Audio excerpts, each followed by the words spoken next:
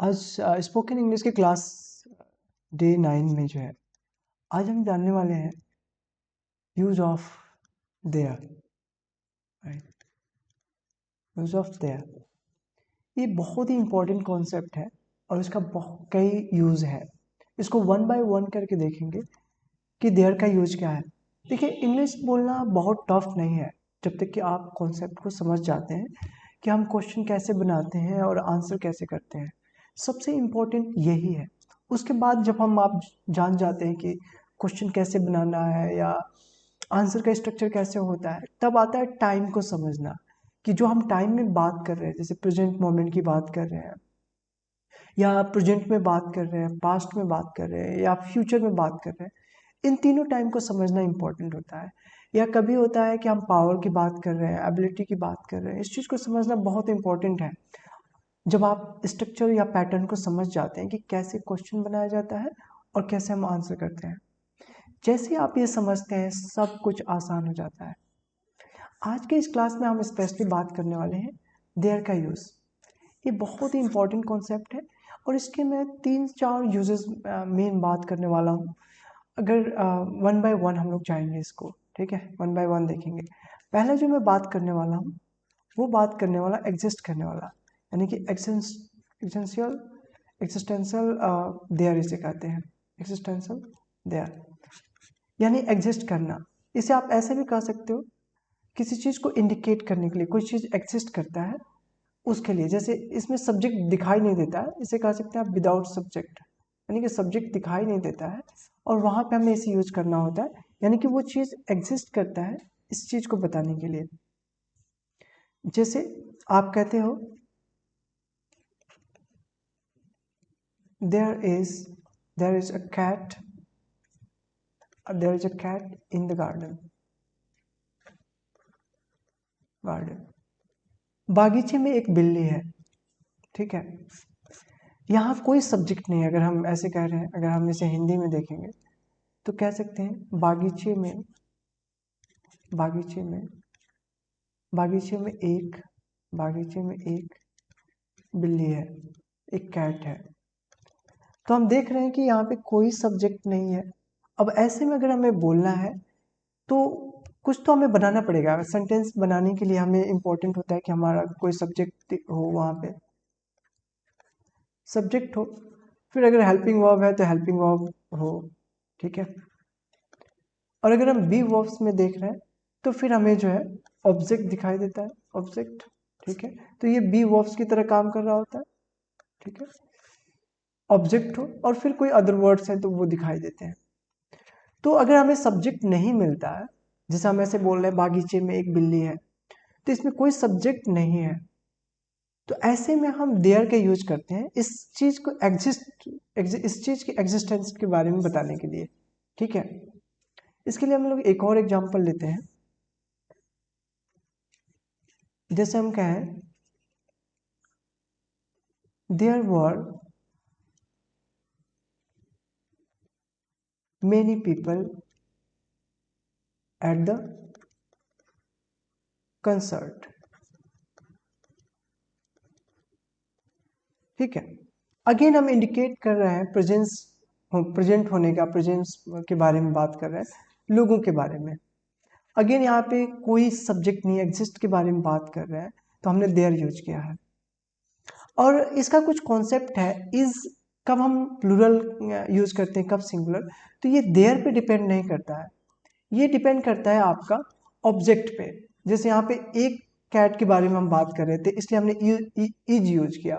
हो सकता है कि एक से ज़्यादा हो, अगर एक से ज़्यादा होता तो हम कहते there are there are two cats. हो सकता है दो हो या दो से भी ज़्यादा, there are two cats in the garden, यानी कि गार्डन में दो कैट हैं। ऐसे में हमने आर का यूज किया क्योंकि ये कैट ऑब्जेक्ट पे डिपेंड करता है, ठीक है। यहाँ हमने ये पास्ट में हमने बोला है, पास्ट में हमने यूज किया there were many people at the concert. Concert में बहुत सारे लोग थे। अगर आप अभी भी कंफ्यूज हो there is, are, am, was, were, will be, future के कॉन्सेप्ट के लिए, तो आप जो है बी वर्ब्स फॉर्म के क्लास को देख सकते हैं। डे 2 और डे 3 क्लास को आप दोबारा से चेक कर सकते हैं, ठीक है। तो हमने क्या किया, there were many people at the concert, concert में बहुत लोग थे, ठीक है। तो अगेन हमने वर यूज किया, वॉज या वर होता है, तो वॉज हमने नहीं यूज किया इसके साथ, क्योंकि यहाँ पे कई सारे लोगों की बात हो रही है, कोई एक इंसान, एक पर्सन की बात नहीं हो रही है, ठीक है। तो एग्जिस्टेंशियल देयर इस तरह से हम यूज करते हैं, ठीक है। इसके और भी कुछ हिंदी में भी हम एग्जाम्पल देख सकते हैं, जैसे आप कहते हो कुर्सियां हैं, कोई पूछा वहां क्या है, तो आपने बोला कुर्सियां हैं। तो अगेन अगर आप देखेंगे तो यहाँ पे जो है कोई सब्जेक्ट नहीं दिखाई दे रहा है, ठीक है, कोई सब्जेक्ट नहीं है। अब जब हम इसको बोलेंगे इंग्लिश में तो हम कहेंगे there there are chairs, right, क्योंकि एक से ज्यादा कुर्सियों की बात हो रही है और होने की भी बात हो रही है, तो इसलिए मैंने आर लगाया बी वर्ब से। So there are chairs. अगर ये ऐसे कहते कि एक कुर्सी है, कोई पूछा कि वहां क्या है, तो आपने बोला एक कुर्सी है, तो ऐसे में अगर आप बोलते तो आप ऐसे बोलते देयर इज अ चेयर, ठीक है। तो यहां पे आपने इज का प्रयोग किया, ठीक है। आप और भी कह सकते हैं, जैसे लड़कियां हैं, लड़कियां हैं, तो अगेन एक से ज्यादा की बात हो रही है, तो देयर हम लिखेंगे क्योंकि यहाँ पे कोई सब्जेक्ट नहीं दिखाई दे रहा है, और हम आर लिखेंगे, देयर आर, और फिर गर्ल्स, लड़कियों के लिए गर्ल्स, ठीक है। तो ऐसे हम इसे बोल देना, देयर आर गर्ल्स, लड़कियां हैं, ठीक है। तो ये तो यूज है जहां पे हम एग्जिस्टेंस की बात कर रहे हैं किसी चीज के बारे में, ठीक है। अगर मान लीजिए कि कोई आता है, दरवाजे पे है या कहीं है, या स्कूल के गेट पे, डिपेंड करता है, तो कोई पूछता है कि बाहर कौन है, तो आप बोलते हो कि बाहर जो है इंग्लिश टीचर है या कोई भी है, तो इस हिसाब से आप बोलते हो,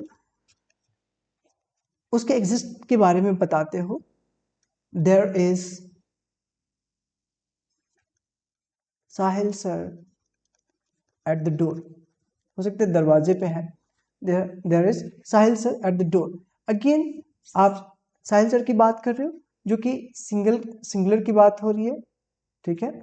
सिंगुलर सब्जेक्ट यहाँ पे है, एज ए ऑब्जेक्ट के फॉर्म में हम इसे देखते हैं एक्चुअली, तो ये जो है हमने इज लगा दिया इसके साथ बोलते वक्त। और अगेन किसके एग्जिस्ट की बात कर रहे हैं, दरवाजे पे साहिल सर के एग्जिस्ट की बात कर रहे हैं, तो हमने देयर का यूज किया क्योंकि यहाँ कोई सब्जेक्ट नहीं था, साहिल सर है। अगर हिंदी में हम देखें इसको, तो साहिल सर है, वो पूछा कौन है दरवाजे पे, तो साहिल सर है, तो आपने ऐसे जवाब दिया, तो there is Sahil sir at the door, अगर आप दरवाजे की बात कर रहे हो, ठीक है। साहिल सर दरवाजे पर है, अगर इसका देखेंगे, साहिल सर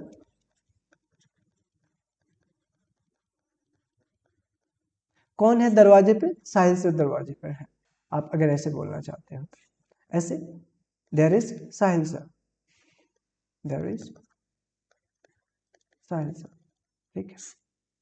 तो ये था एग्जिस्टेंस के बारे में, कि कोई चीज एग्जिस्ट कर रही है या नहीं, वहां के लिए देयर यूज करते हैं जब कोई सब्जेक्ट नहीं दिखाई देता है, ठीक है।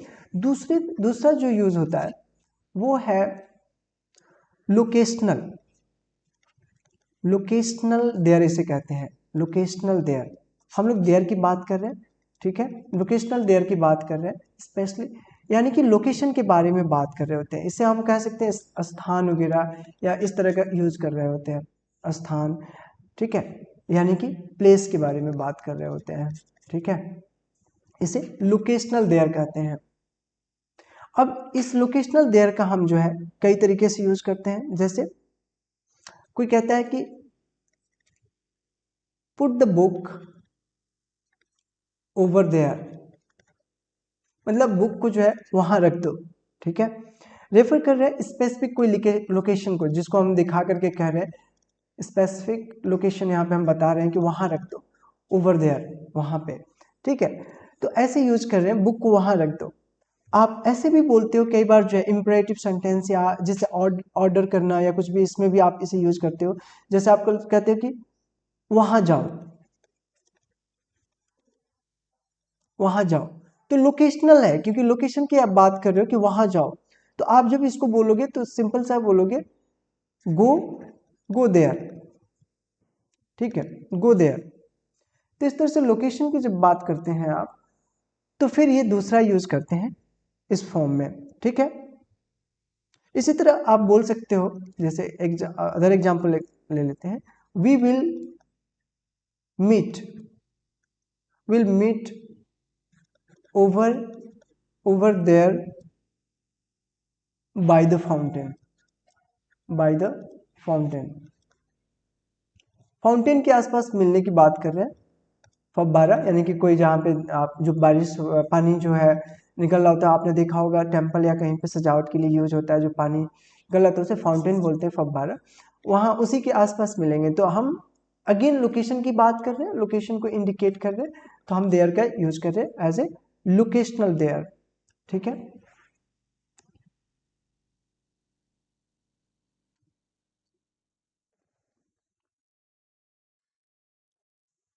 ठीक है, अगला जो है हम जो तीसरा फॉर्म में यूज करते हैं वो प्रोनाउन यूज के फॉर्म में यूज करते हैं।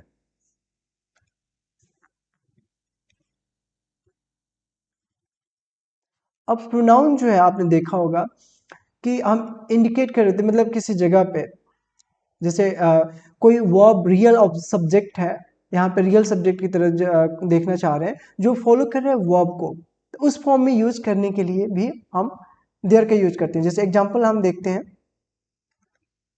There seems to be a mistake।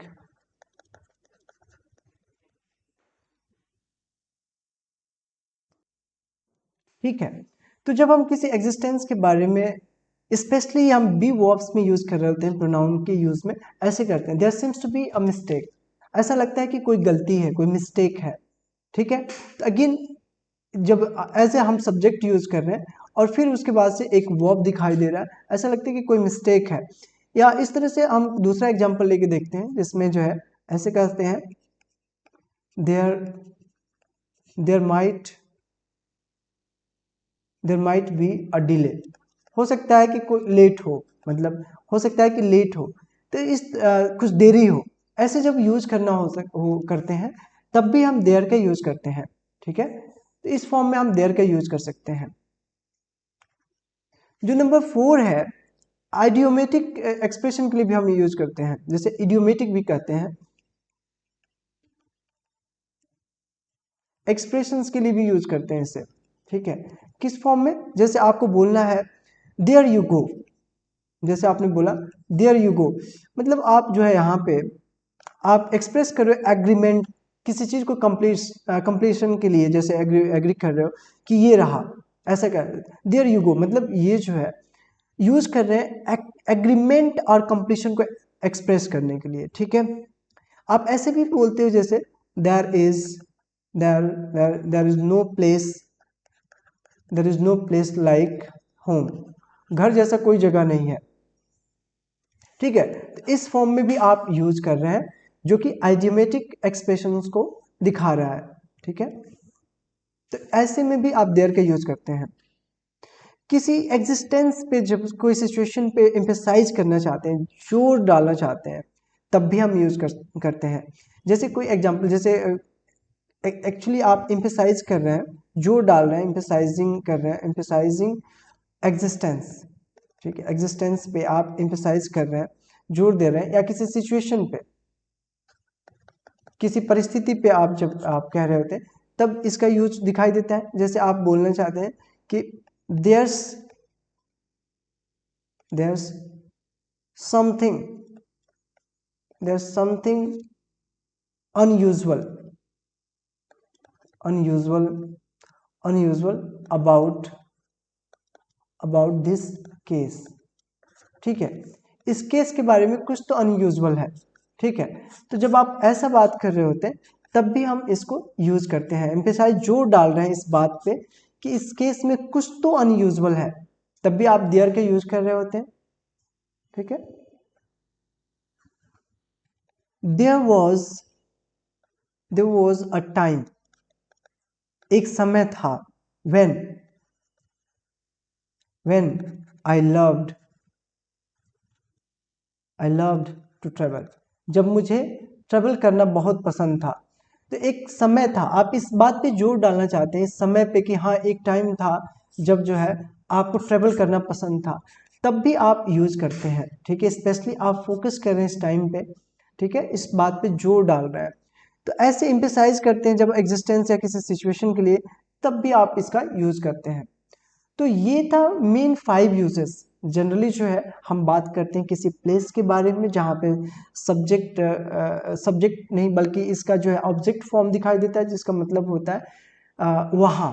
अगर हिंदी में हम उसको देखते हैं तो उसका मतलब होता है वहाँ से, मतलब जैसे यहाँ पे अगर हम देख रहे हैं, जैसे हमने सेकंड केस में देखा, तो यहाँ पे देयर का मतलब वहाँ से है, वहाँ। ठीक है, तो वहां से मतलब है यहाँ पे। और यहाँ पे जब कोई सब्जेक्ट नहीं है, कोई सब्जेक्ट नहीं है, तब यूज कर रहे हैं फर्स्ट फॉर्म में, जिसको हम कहते हैं एग्जिस्टेंशियल देयर। एग्जिस्ट करने के बारे में बताने के लिए हम इसको यूज करते हैं।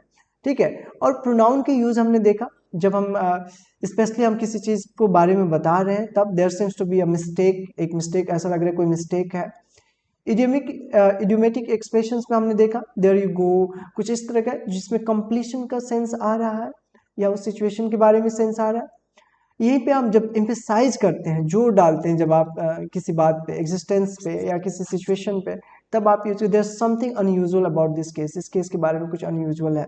ठीक है, तो ये बात करते हैं। अगला जो केस देख रहे हैं नेगेटिव, इसका कैसे हम नेगेटिव में कैसे बात करते हैं, नेगेटिव यूज में देखते हैं।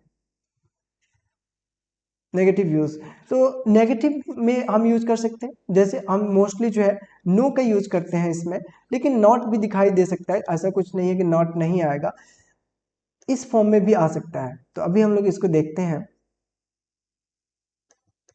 ठीक है, जैसे एक एग्जांपल के थ्रू हम लोग चलते हैं पहले।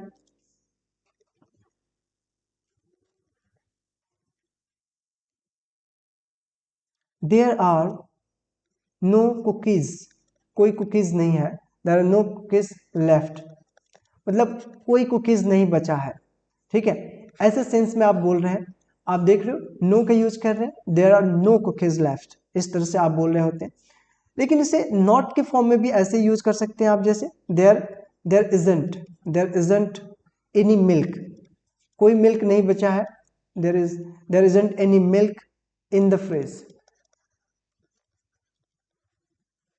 तो आप नॉट का भी यूज कर सकते हैं, लेकिन मोस्टली जो है नो देखने को मिलता है इसमें ऑब्जेक्ट के बाद, ऑब्जेक्ट से पहले, और नेगेटिव बनाते वक्त देयर आर नो कुकीज, इस तरह का आप सेंस कर रहे होते हैं। जैसे आप ये कोई सेंटेंस कहते हैं मेरे घर पर कुत्ता नहीं है, जैसे अगर एक पॉजिटिव और नेगेटिव ले लेते हैं, अगर इसे अफर्मेटिव में ऐसे बोल रहे हैं, हम सेंटेंसेस 6 टाइप में जान रहे हैं जिसमें अलग अलग करके, तो वही फॉर्म यहाँ भी अप्लाई होना है। जैसे आप कहना चाह रहे हैं, जैसे मेरे घर मेरे घर पर कुत्ता है, मतलब आपके घर जो है कुत्ता है, एक कुत्ता रखा हुआ है, तो आप कहते हो there is a dog at my home. ठीक है, अगर अगर आप ये नेगेट कर रहे हो, नहीं कर रहे हो, मना कर रहे हो, जैसे आप कहते हो मेरे घर पर कुत्ता नहीं है, तब आप बोलते हो there is no dog, there is no dog, आप नो बोलते हो, there is no dog at my home. ठीक है, तो ये जो है इसी तरह से सेंस होता है स्पेशली, और आप इस तरह से इसको यूज करते हैं। ठीक है, अब क्वेश्चन, अब ऑब्वियस सी बात है कि हम क्वेश्चन भी बना सकते हैं, कुछ भी, तो सेम सेम थिंग है, अगर आप कैसा बना रहे हैं। और मोस्टली मैंने बताया कि हो सकता है ये फ्यूचर में भी हो, तो हमें किसी चीज़ से डरना नहीं है। अगर फ्यूचर में है कि आज, या पास्ट, पास्ट के एक एग्जांपल देखते हुए चलते हैं, पास्ट में स्पेशली, जैसे ऐसे बोल दो आज आज क्लास में आज क्लास में 20 विद्यार्थी थे, तो आपने बोल दिया there were there were 20 students in the class. ठीक है, फ्यूचर में ये कुछ इस तरह से हो सकता है, ऑब्वियस सी बात है। फ्यूचर में कल स्कूल में एक समारोह होगा, ठीक है। तो there will be verbs, there will be a function in the school, ठीक है। तो इस तरीके से आप फ्यूचर में भी इसे यूज कर सकते हैं, ऐसा नहीं है। अब क्वेश्चन बनाना हो चाहे कुछ भी बनाना हो, उसी के हिसाब से हेल्पिंग वर्ब आपको पता है कि आगे चला जाता है। जैसे आप कहते हो कि क्या कोई विद्यार्थी है, is there any student, is there any student, yes there is one student,